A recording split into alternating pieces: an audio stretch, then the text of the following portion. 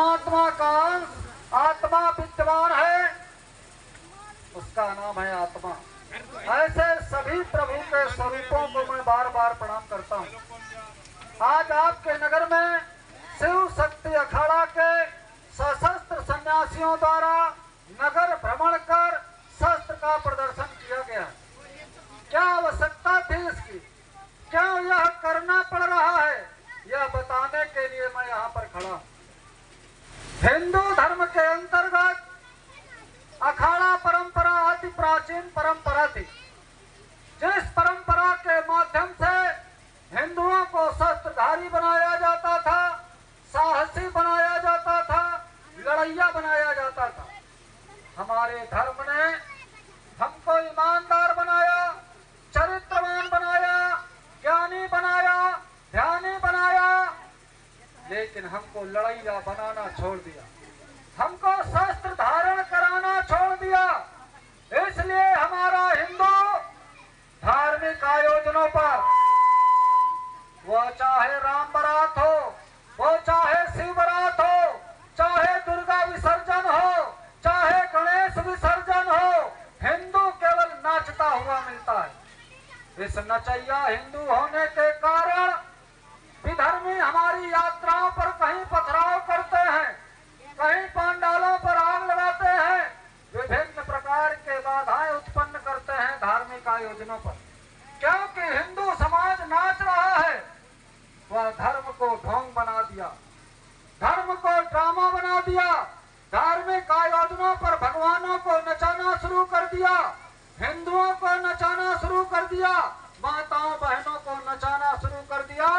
इसलिए हिंदू स्वयं पतित हो रहा है। ऐसे पतित होते धर्म को कौन बचाएगा? तो मैं आप सबसे निवेदन करने आया हूँ, कभी गणेश महोत्सव आने वाला है, दुर्गा महोत्सव आने वाला है, जितनी भी कमेटियां दुर्गा महोत्सव गणेश महोत्सव करती हैं, मैं उनसे निवेदन करता हूँ कि कमेटी में जितने लोग हैं, अगर गणेश जी की स्थापना किया है तो उतने फरसे उस पर चढ़ाइए। अगर तुमने दुर्गा जी की स्थापना किया है तो कमेटी में जितने लोग हैं उतनी तलवारें चढ़ाइए। और रोज रात में आरती के बाद उस पंडाल पर अभ्यास करिए। जिस दिन विसर्जन निकलता है उस दिन कोई हिंदू नशा नहीं करेगा, कोई हिंदू नाचेगा नहीं। उस दिन शस्त्र और साहस का प्रदर्शन करना होगा, तब तुम्हारा ये धर्म बचने वाला है।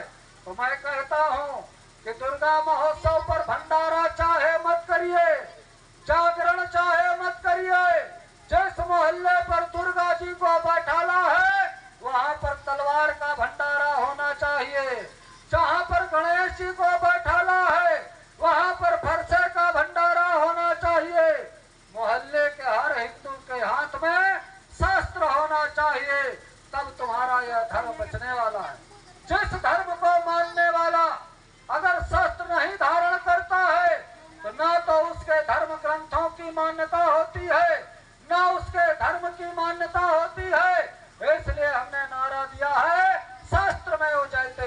अगर हमको अपने धर्म को बचाना है, अपने धर्म को उत्थान करना है, अपनी परंपराओं को बचाना है, अपने वेदों की, पुराणों की, धर्म ग्रंथों की बातों को मनवाना है, तो हमको शक्तिशाली होना पड़ेगा। इस शक्तिशाली समाज को तोड़ने के लिए आज से नहीं, इस भारत के ऊपर विभिन्न प्रकार के आक्रमण किए गए। जिस तरह से भारत पाकिस्तान के बंटवारे के समय एक नेता नारा लगा रहा था, कह रहा था हरिजन मुस्लिम भाई भाई, और जब भारत का बंटवारा हुआ लाखों हरिजनों को भारत से पाकिस्तान ले गया था, केवल इस लालच में कि हमको पाकिस्तान के मंत्रिमंडल में मंत्री बनाया जाएगा। जोगिंदर नाथ मंडल उसका नाम था। पाकिस्तान का कानून मंत्री बनाया गया, लाखों हरिजनों को हिंदुस्तान से पाकिस्तान ले गया। बंटवारे के बाद पाकिस्तान के अंदर 25% हिंदू था। कहाँ चला गया वो हिंदू? कहाँ चले गए वो भाईजान जिन्होंने हिंदुओं की जान लेकर वहां पर हिंदू धर्म को समाप्ति की ओर पहुंचाया? मैं भीमराव अम्बेडकर को मानने वालों से सवाल करता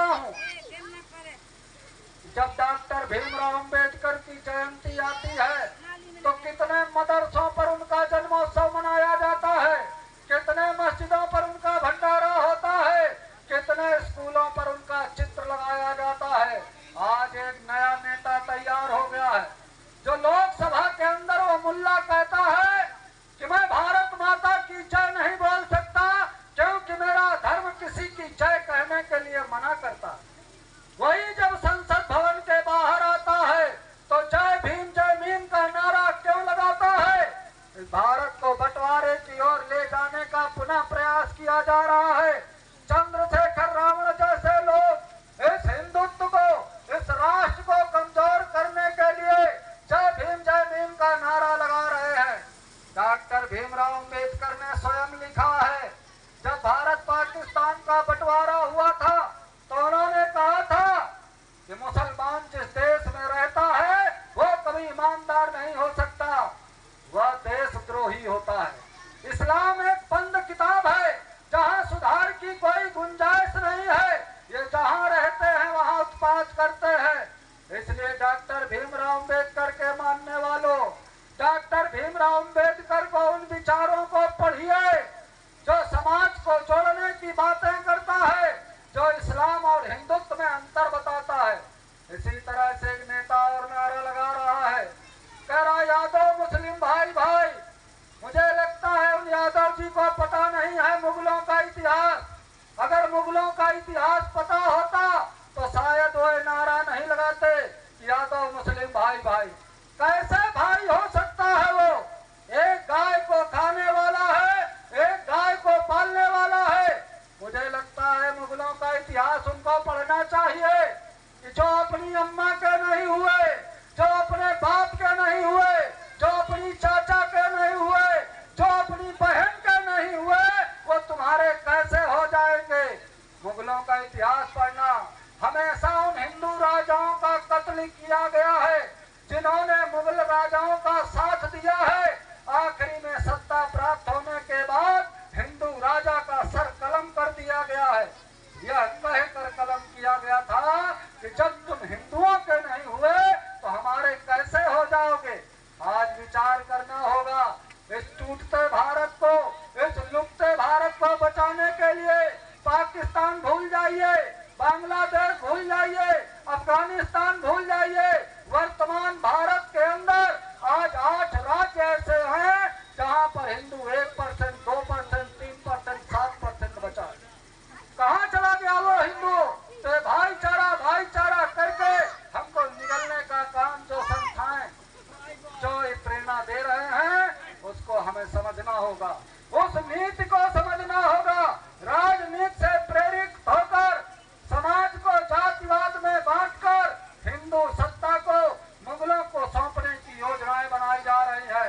मेरे प्यारे भाइयों, आप देश की चिंता छोड़ दो, अपने ब्रह्मांड को बचाइए। हम सब लोग भगवान के सामने नारा लगाते हैं। एक नारा बहुत जोर से लोग लगाते हैं, कहते हैं धर्म की अधर्म का। यह जो नारा लगाता है अधर्म का नाश हो, यह झूठा हिंदू है जो कह रहा है अधर्म का नाश हो, क्योंकि वह अधर्मियों को अपनी दुकानें किराए पर देता है, अधर्मियों को अपने प्लाट बेचता है, अधर्मियों को उनको मकान देता है, उनकी दुकानों से सामान खरीदता है और भगवान के सामने झूठा नारा लगाता है कि अधर्म का नाश हो। अधर्म का नाश चिल्लाने से नहीं होगा, अधर्म का नाश अधर्मियों के नाश करने से होगा। मेरे प्यारे हिंदू भाइयों, अपनी बाजारों को बचाइए। 10,000, 20,000 की नौकरी मांगने वाला ये हिंदू नौजवान अपने व्यापारों को छोड़कर दूसरे शहरों पर नौकरी करना चाहता है और हमारी बाजारों पर विधर्मी कब्जा कर रहा है। कैसे बचाओगे अपने धर्म को? कैसे बचाओगे अपने गांव को? तुम परदेश में नौकरी करोगे और तुम्हारे घरों पर क्या हो रहा है? कितने प्रकार से जिहाद किया जा रहा है, वो चाहे लव जिहाद हो, चाहे लैंड जिहाद हो, थूक जिहाद चला दिया, मूत जिहाद चला दिया। अरे शर्म करो हिंदुओं, ऐसे दुश्मनों को पालकर तुम अपने को कमजोर कर रहे हो। इसलिए मैं कहता हूँ कि शस्त्र केवल तलवार, त्रिशूल रिवॉल्वर, राइफल, बंदूक नहीं है। अगर अपने को बचाना है तो हमको दूसरे शस्त्र भी उठाने पड़ेंगे। उन शस्त्रों के माध्यम से अपने बाजार पर टिकना होगा। वह शस्त्र कौन सा है? वह शस्त्र है छेनी और हथौड़ा, पेचकस, प्लास, रिंच, पाना, कैंची, कंघा, तराजू, बाट, ये शस्त्र उठाने होंगे। अपनी बाजारों पर स्वयं का व्यापार करना होगा, तब आप अपने बाजार को बचा पाएंगे। जब बाजार बचाएंगे तब आप नगर बचा पाएंगे। इसलिए संकल्प लीजिए, आने वाले नवदुर्गा में, आगे वाले गणेश महोत्सव में हिंदू कोई नशा नहीं करेगा। हिंदू शस्त्र उठाएगा और शस्त्र और साहस का प्रदर्शन करके समाज में आने वाली अगली पीढ़ी को लड़ैया बनाना पड़ेगा। वर्तमान में जो 18 से 30 साल का नौजवान है, उसको अपने धर्म के लिए लड़ना ही पड़ेगा। वो जेल से डरता है, वो मुकदमे से डरता है, वह मृत्यु से डरता है। अरे अपने पूर्वजों का इतिहास पढ़िए, 4-4 पीढ़ियां उन्होंने इस धर्म के लिए कुर्बान कर दिया।